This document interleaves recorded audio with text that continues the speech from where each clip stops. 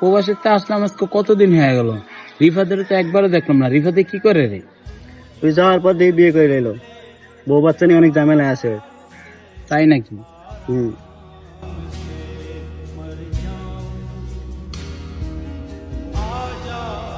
কিরে বেটা, কতদিন হয়ে গেল টাকা দিস না বেটা?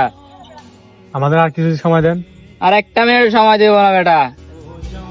কতদিন হয়ে গেল, রোজার ঈদে দেওয়ার কথা ছিল, এখনো দিস না বেটা। কিরে বন্ধু, তুই দেশে কখন আসলি? ওই তোর বন্ধুর গোষ্ঠী মার বেটা। কি হয়েছে ভাই? ওর কাছে টাকা পাবো ভাই, কত টাকা পাইবেন ভাই?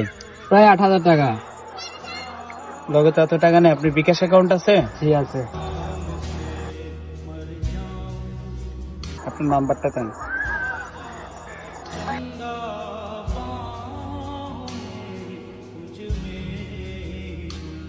দেখেন ভাই, আপনি টাকা গেছে। জি ভাই, ঠিক।